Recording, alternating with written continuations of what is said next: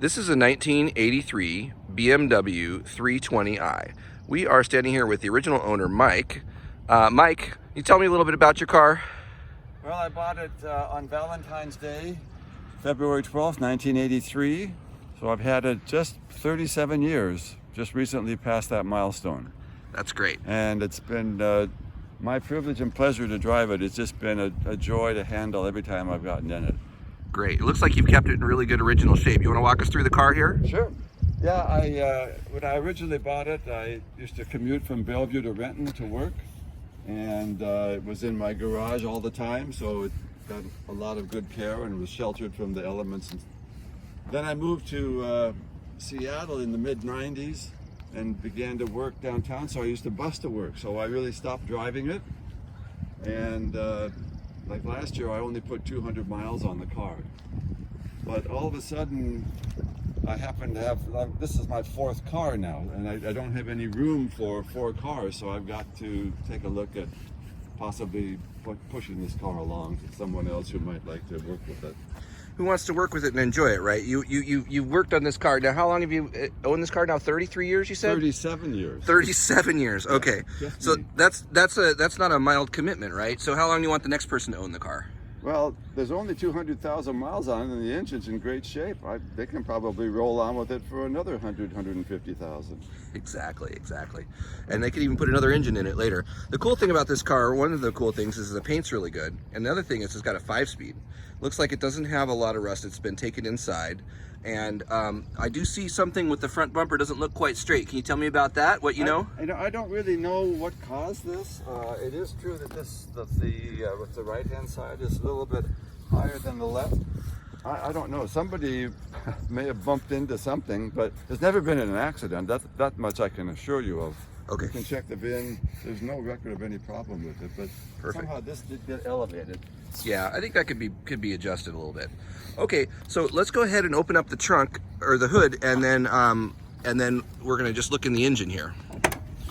Here's the interior, but we'll do that in a minute. Okay. So pulling the engine up. Good. Okay, so we could use a little clean in here, but it looks like really good and original here. And who have you had do the service on this thing? Well, of course, originally it was Bellevue BMW did all the work for many years. Then I had a mechanic out on Aurora named Daryl Johnson. He loved BMWs, and he was really good with it. And then he passed away, and then I've been at Hobbs Hilltop Auto in Queen Anne. Perfect. So can you tell me, can you go ahead and start the car for me? Yes.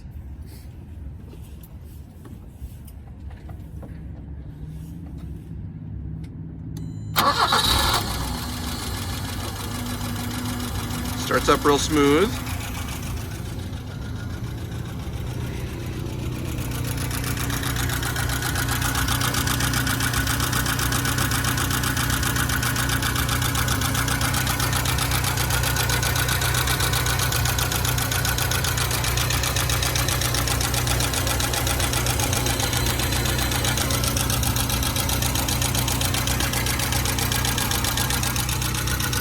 Looks really good. Tell me about how you drove the car and what your plan was with the RPMs you mentioned. Well, I hope you can hear me. I learned early on driving this car that if I drove between 2,500 and 2,700 RPM, it would run forever. And so I pretty much tried to do that anytime I was driving, even on the freeway. I rarely went above, I never crossed over 3,000, but in a jam. If I had to accelerate, I'd get out of a pinch, I would do that. But I really took care of the engine. That's why it's held up all this life. Great. Can you give it a little rev for us?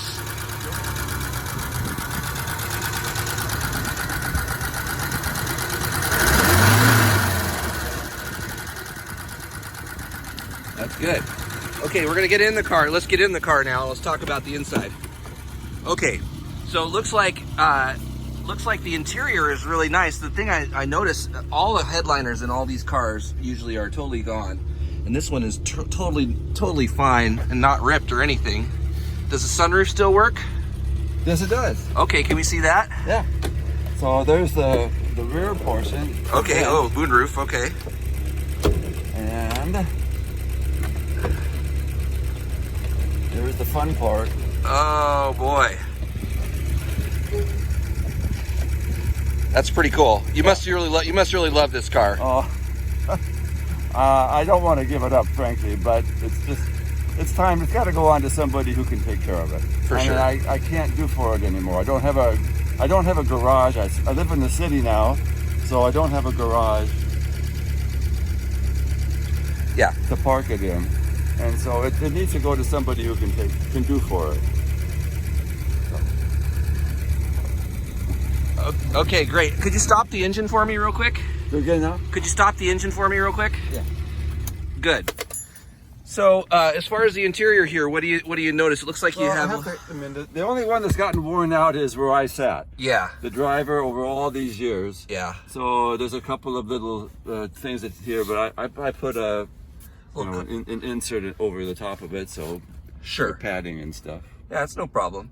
So, I mean, that's an easy fix. You can just get a seat cover. What about the gauges and stuff? The gauges and everything look really nice. No, so there's some of the gauges aren't reliable over time.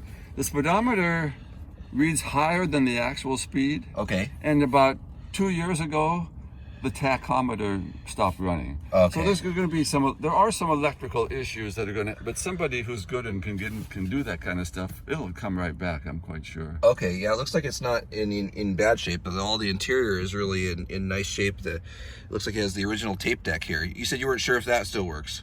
Yeah, the old Blapunt. I don't really know if I haven't played it for so ever. You probably don't have a tape anymore. I do. Looks like there's just a couple little cracks in the dash here. Yeah. Not bad though, considering the car's age. And then look at this here. We've got, see, titles.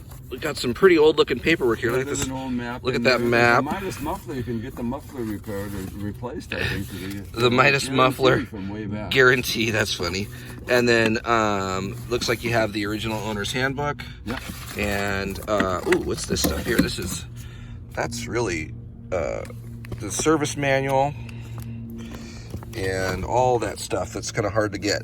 That's really cool. So this is a really original car. And then you have a stack of service records there, right? You want to show me that? Yeah, there's a whole bunch of here from the original purchase back from Bellevue BMW right on through. There is a gap. For some reason, I don't know what happened to them. Some of the records are not there, but we've done the best to try and piece together the history of the car. So okay, can we see that spreadsheet too? It's in this one here, yeah. So that's really good. So yeah, he's talking about, the gap in it is that he lost it from 87 to 97, but you know, you can see he's obviously very. Yeah, I did every 7,500 miles, and of course I did the major ones at the 30 and the 15,000 mile services, and it's always been maintained all the way through. Mm-hmm. You could tell that by the car, by the way it drives. I think the only thing here that I was hoping to find was, my recollection is the clutch was replaced at about 130 to 140,000 miles. Yeah, so this is the only big thing that would have been in this space here. Okay, well that's good. Well, why don't we close up the hood and let's just take it for a little drive? Sure.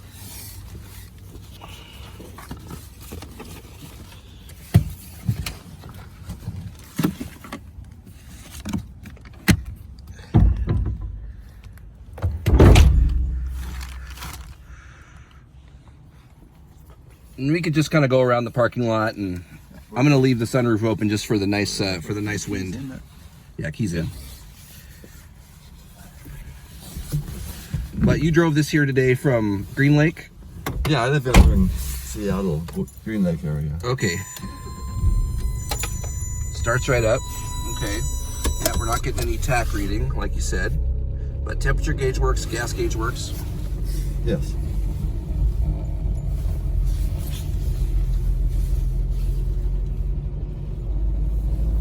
Looks like the oxygen sensor light is on. That's been there forever. Yeah, oxygen. It doesn't need to be, at this point, its age, it does not have to have the emissions testing anymore. How's she drive? It still corners perfectly. I just love the way it handles. It's real smooth. It doesn't have bangs or bumps. It feels like the suspension's not worn out. Yeah, I'd just go back and we could park. The housing. Oh, is that enough? Yeah, I think that's enough. Oh, okay. Yeah, that's good. Well, we could drive somewhere in a little bit, but I want to just kind of. Oh yeah, go ahead. I'm curious to see this, frankly. I haven't been up here before. So you worked in healthcare for years? I did. I worked at what used to be Valley General Hospital. Now it's Valley Medical Center. That's great. And what did you do? I was in the administration of the hospital. Oh, that's cool. So this isn't a doctor's car. They always say it's a doctor's car. I had to say it was fun to pull it into the lot because the doctors used to love looking at it. You're like, I'm not a doctor, but I manage one at work. So let's see if I can pull this off. Yeah. That's what I love about this car. I can do this. You can't do this with other cars. Turn on a dime like that. Yeah, it's great. What a neat car. And you can just tell, like, even, you know, just the way he shifts it and everything, it's really, really cool. Okay, well, I'd say let's park up where we were and then let's just do a little, finish the walkthrough of the interior and the trunk, and then I think we would be done. Okay, sure. So any other thoughts about the car?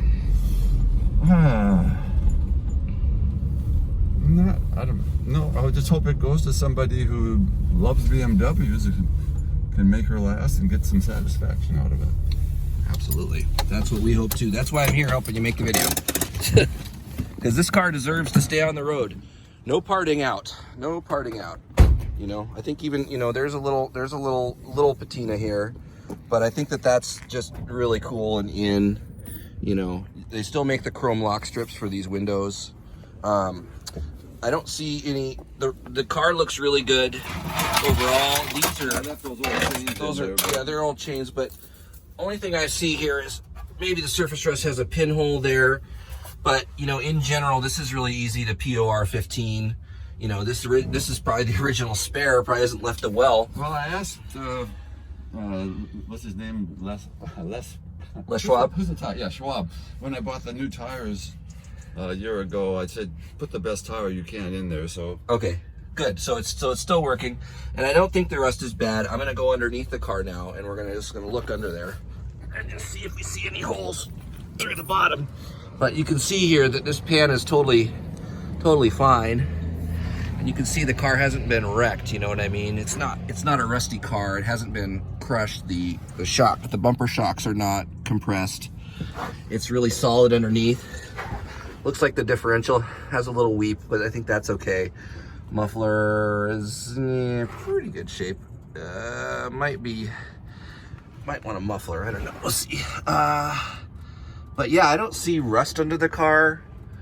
You know, it doesn't, when you look up in this gap here, there's no crushing. Let's go into the front here. And